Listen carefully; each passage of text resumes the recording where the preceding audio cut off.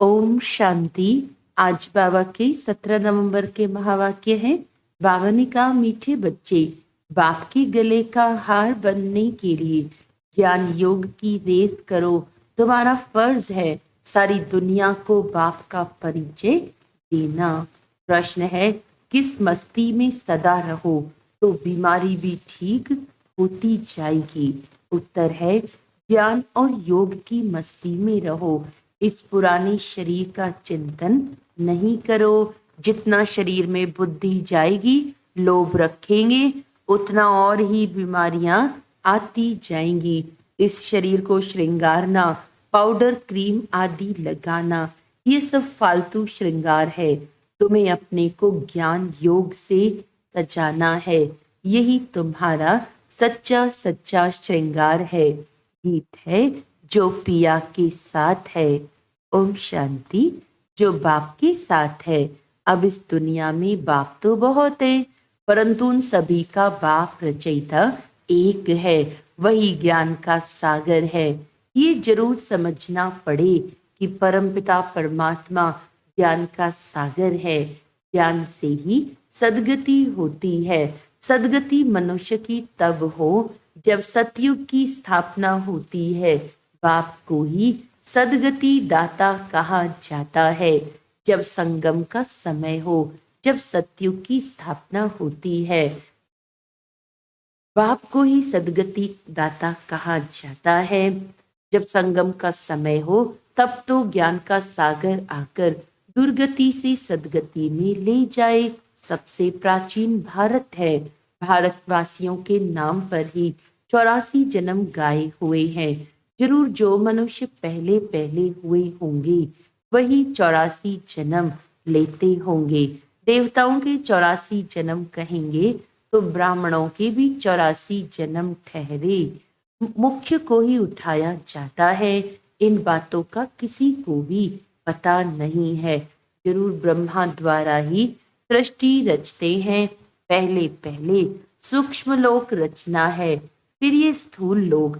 ये बच्चे जानते हैं सूक्ष्म लोक कहाँ है, मूल लोक कहाँ है। मूल वतन, सूक्ष्म वतन, स्थूल वतन, इसको ही त्रिलोक कहा जाता है। जब त्रिलोकी नाथ कहते हैं तो उसका अर्थ भी चाहिए ना।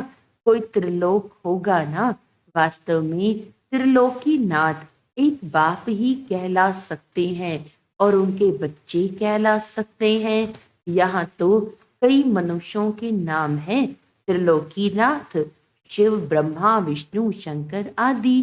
ये सब नाम भारतवासियों ने अपने ऊपर रखा दिए हैं। डबल नाम भी रखाते हैं, राधे कृष्ण, लक्ष्मी नारायण। अब यह तो किसको पता नहीं, राधे और कृष्ण अलग अलग थे। वह एक राजाई का प्रिंस था, वह दूसरी राजाई की प्रिंसेस थी। ये अभी तुम जानते हो। जो अच्छे अच्छे बच्चे हैं, उन्हों की बुद्धि में अच्छी अच्छी पॉइंट्स धारण रहती हैं। जैसे डॉक्टर जो अच्छा होशियार होगा, उनके पास तो बहुत दवाइयों के नाम रहते हैं। यहाँ भी ये नई नई पॉइंट्स बहुत निकलती रहती हैं। दिन प्रतिदिन इन्वेंशन होती रहती है। जिन्हों की अच्छी प्रैक्टिस होगी वे नई नई पॉइंट्स धारण करते होंगे। धारण नहीं करते हैं तो महारथियों की लाइन में नहीं लाया जा सकता। सारा मदार बुद्धि पर है और तकदीर की भी बात है। ये भी ड्रामा में है ना। ड्रामा को भी कोई नहीं जानते, यह भी समझते हैं कर्म क्षेत्र पर हम पाठ बजाते हैं, परंतु ड्रामा के आदि मध्य अंत को नहीं जानते। तो गोया कुछ भी नहीं जानते। तुमको तो सब कुछ जानना है। बाप आए हैं, बच्चों को मालूम पड़ा तो बच्चों का फर्ज है औरों को भी परिचय देना। सारी दुनिया को बतलाना फर्ज है। जो फिर ऐसे ना कहें कि हमको मालूम नहीं था। तुम्हारे पास बहुत आएंगे, लिटरेचर आदि बहुत लेंगे। बच्चों ने शुरू में साक्षात्कार भी बहुत किया है। ये क्राइस्ट इब्राहिम भारत में आते हैं। बरोबर भारत सबको खींचता रहता है।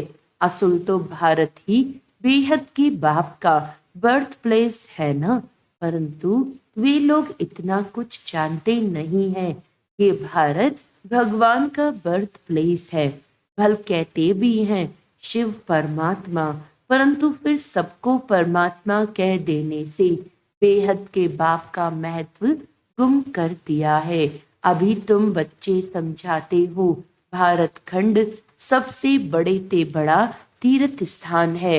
बाकी और सब जो भी पैगंबर आदि आते हैं वह आते ही हैं अपना अपना धर्म स्थापन करने। उनके पिछाड़ी फिर सब धर्मों वाले आते जाते हैं। अभी है अंत, कोशिश करते हैं वापस जाए, परंतु तुमको यहाँ लाया किसने? क्राइस्ट ने आकर क्रिश्चियन धर्म स्थापन किया। उसने तुमको खींच कर लाया। अभी सब तंग हुए हैं वापस जाने के लिए। ये तुमको समझाना है। सब आते हैं अपना अपना पार्ट बजाने। पार्ट बजाते बजाते दुख में आना ही है, फिर उस दुख से छुड़ाकर सुख में ले जाना बाप का ही काम है। बाप का ये बर्थ प्लेस भारत है। इतना महत्व तुम बच्चों में भी सभी नहीं जानते। थोड़े हैं जो समझते हैं और नशा चढ़ा हुआ है। कल्प कल्प बाप भारत में ही आते हैं। ये सबको बताना है, निमंत्रण देना है। पहले तो ये सर्विस करनी पड़े, लिटरेचर तैयार करना पड़े। निमंत्रण तो सबको देना है ना। रचयिता और रचना की नॉलेज कोई भी नहीं जानते। सर्विसेबल बनकर अपना नाम वाला करना चाहिए। जो तीखे बच्चे हैं, जिनकी बुद्धि में बहुत पॉइंट्स हैं, उनकी मदद सब मांगते हैं। उनके नाम ही जपते रहते।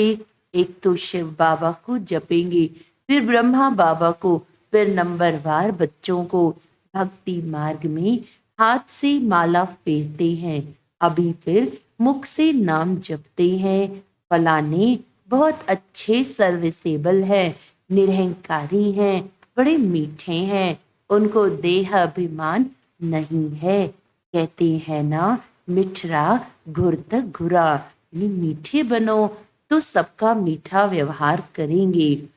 बाप कहते तुम दुखी बने हो, अब तुम बच्चे मुझे याद करेंगे तो मैं भी मदद करूंगा। तुम नफरत करेंगे तो मैं क्या करूंगा? ये तो गोया अपने ऊपर नफरत करते हैं। पद नहीं मिलेगा। धन कितना अथाह मिलता है। किसको लॉटरी मिलती है तो कितना खुश होते हैं। उनमें भी कितने इनाम आते हैं। फर्स्ट प्राइज, फिर सेकंड प्राइज, थर्ड प्राइज होती है। हूबहू ये भी ईश्वरीय रेस है, ज्ञान और योग बल की रेस है। जो इनमें तीखे जाते हैं वही गले का हार बनेंगे और तख्त पर नजदीक बैठेंगे। समझाया तो बहुत सहज जाता है। अपने घर को भी संभालो, क्योंकि तुम कर्म योगी हो। क्लास में 1 घंटा पढ़ना है, फिर घर में जाकर उस पर विचार करना है। स्कूल में भी ऐसे करते हैं ना, पढ़कर फिर घर में जाकर होमवर्क करते हैं। आप कहते 1 घड़ी, आधी घड़ी, दिन में 8 घड़ियां होती हैं। उनसे भी बाप कहते 1 घड़ी, अच्छा आधी घड़ी, 15-20 मिनट भी क्लास अटेंड कर, धारणा कर, फिर अपने धंधे धोरी में जाकर लगो। आगे बाबा तुमको बिठाते भी थे कि याद में बैठो, स्वदर्शन चक्र फिराओ। याद का नाम तो था ना।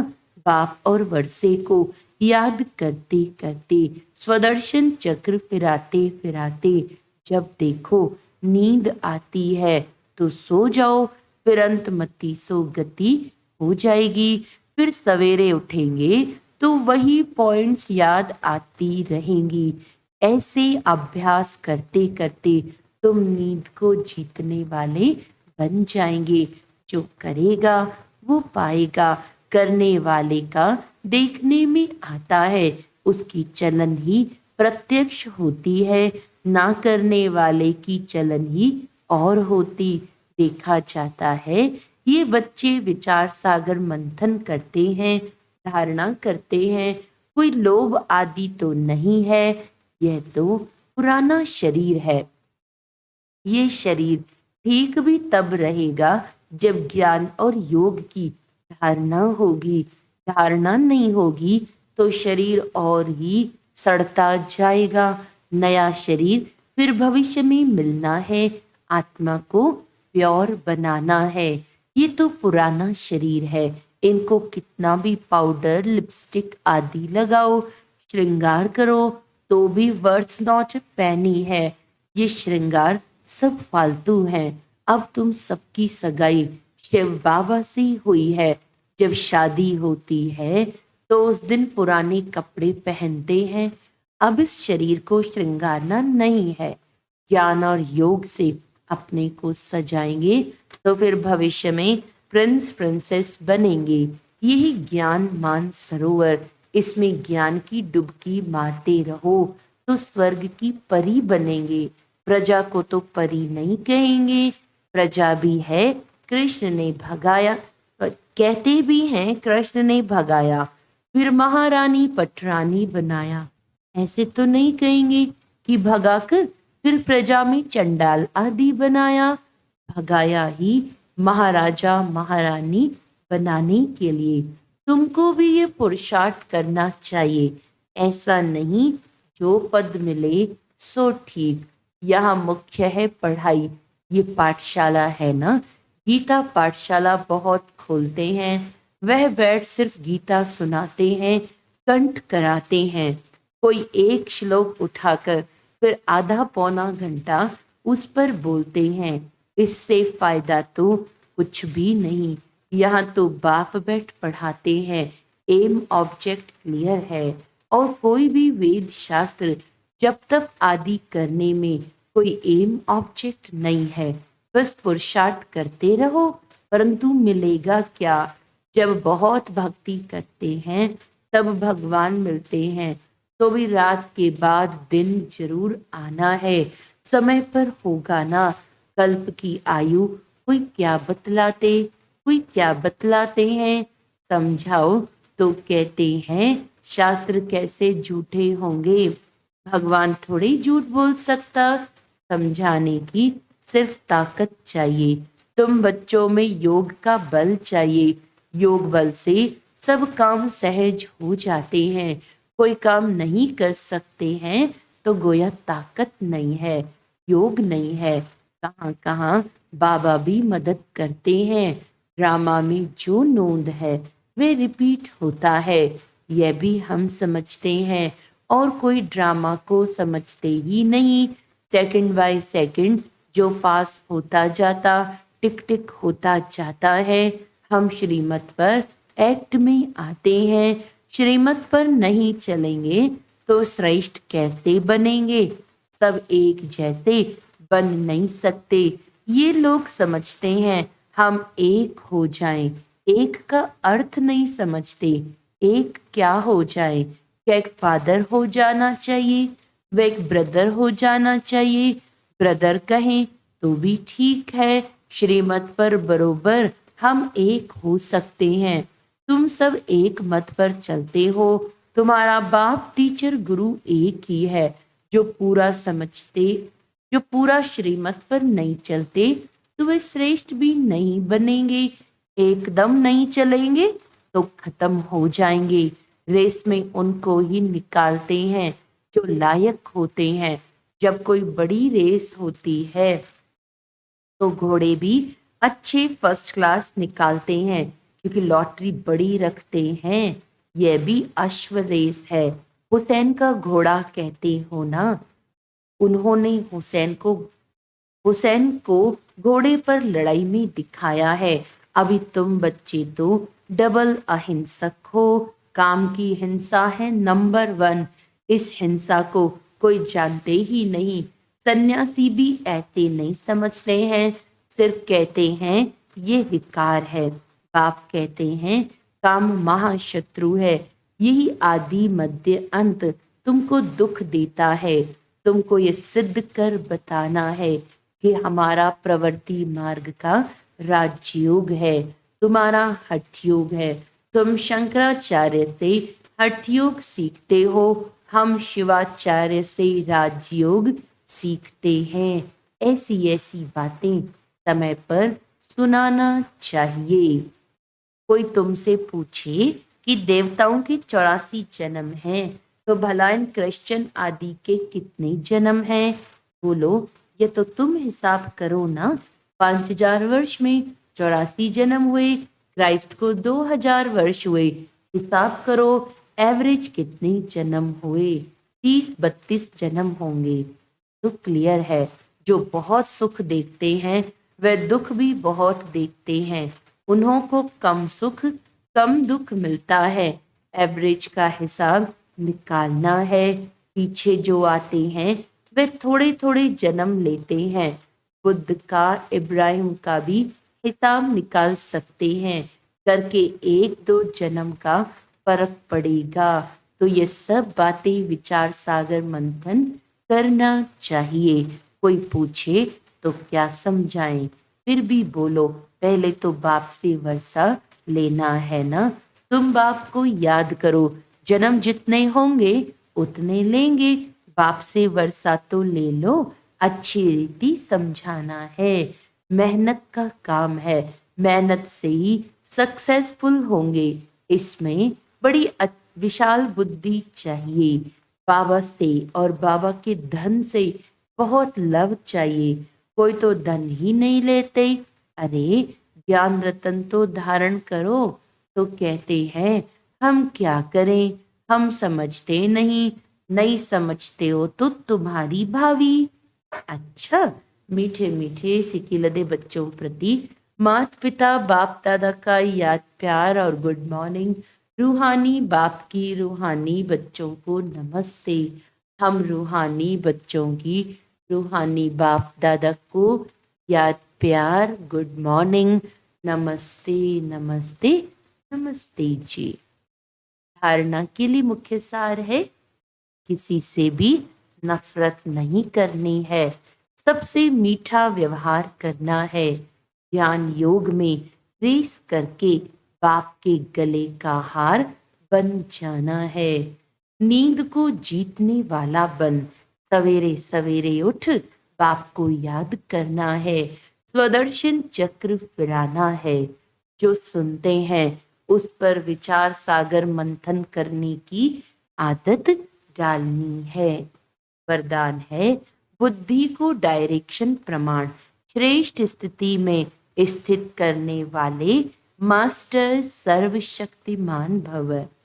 कई बच्चे जब योग में बैठते हैं तो आत्माभिमानी होने के बदले सेवा याद आती है, लेकिन ऐसा नहीं होना चाहिए। क्योंकि लास्ट समय अगर अशरीरी बनने के बजाय सेवा का भी संकल्प चला तो सेकंड के पेपर में फेल हो जाएंगे। उस समय सिवाय बाप के निराकारी, निर्विकारी, निरहंकारी और कुछ याद न हो, सेवा में फिर भी साकार में आ जाएंगे।